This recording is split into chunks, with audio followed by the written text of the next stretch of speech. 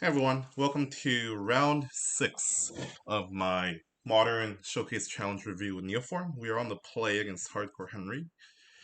I believe that he had played one of my friends earlier in the round, and through that I learned that he is on Jund. So that's going to change the valuation pretty significantly here. So normally what we have here is 2 mana Alistair's Rider, backup Alistair's Rider, and a redraw, as well as a Veil, which we wouldn't know whether it's good or not. However, with the knowledge that he's likely on Jund, unless my friend was lying and all, um, it's going to be extremely valuable to have the Veil Summer here, especially on the play. So, like, normally I think this hand will be a marginal keep. I could say it either way. But with the Veil Summer and with the knowledge that he's likely on Jund, and given that we're on the play, I think this is a very good keep. All right, so we're gonna play our land here.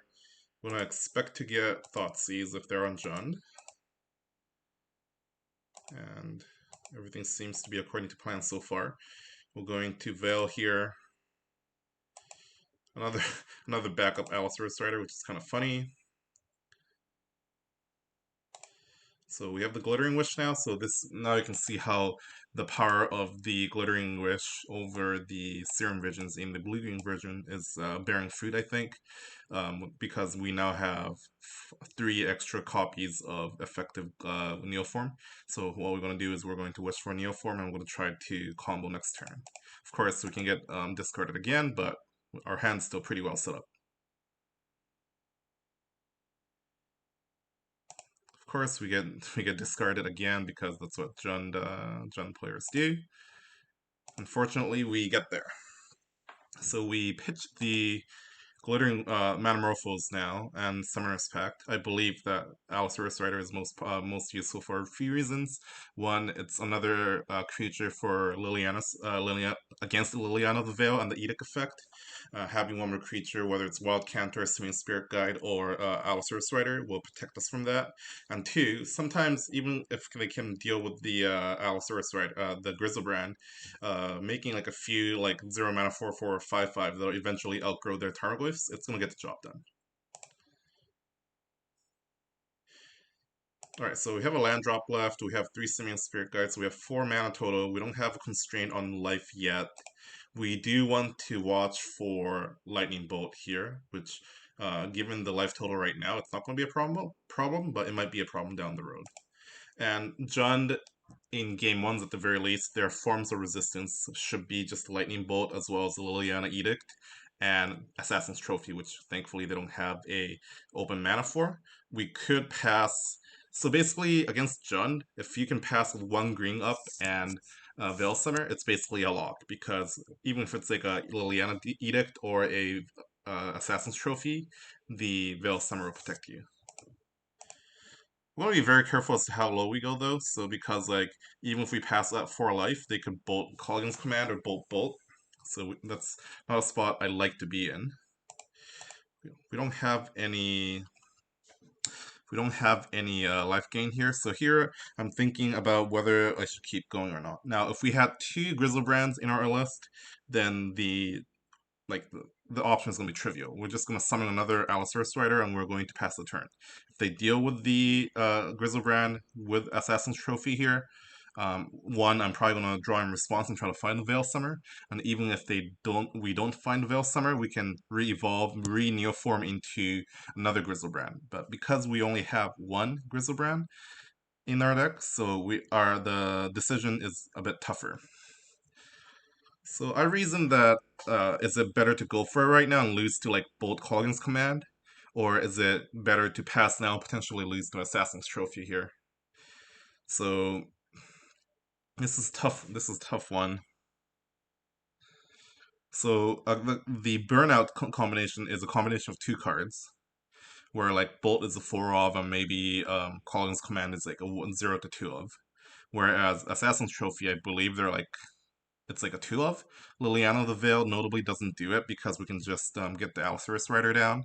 So mathematically, I think like it's more likely that Well, it's way less likely for them to be double bolting or bolt Colgan's commanding because like of just the sheer number of like cards, which is two that they need in combination, whereas the Assassin Trophy is just a one card combination.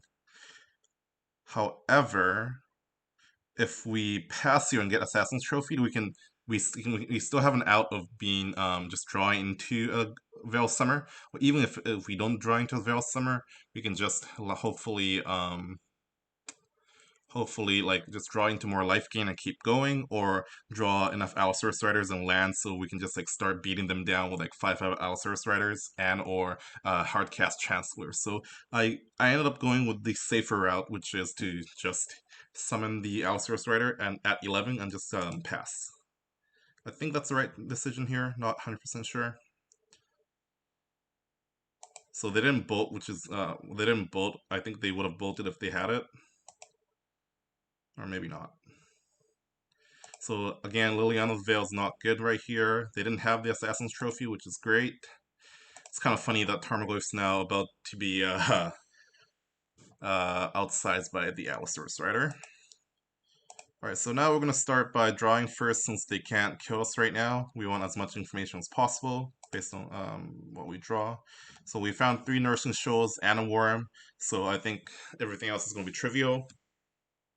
We're just going to keep drawing until we basically can draw into the entirety of our library or close to it.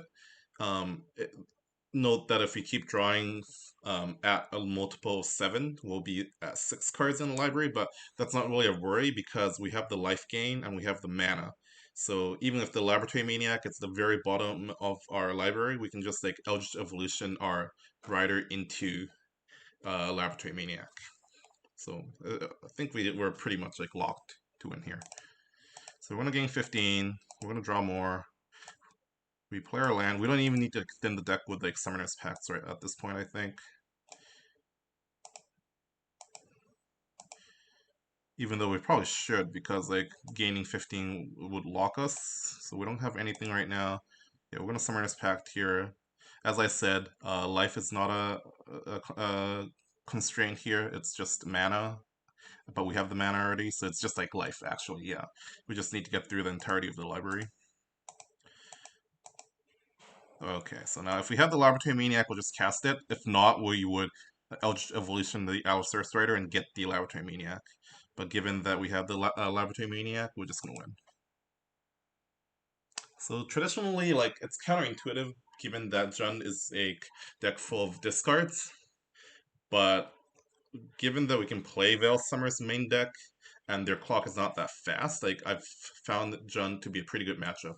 Over like 30, 40 matches, I've at like 70% win rate, so I'm never too sad to see them go turn 1 discard off Overgrown Tomb. If it's Watery Grave and if there's Shadows, like that's a different story. But anyways, we've won game 1, and now we're going to go into the sideboarded games for round 6 of the Showcase Challenge. So I'll see you in the next video. Bye-bye.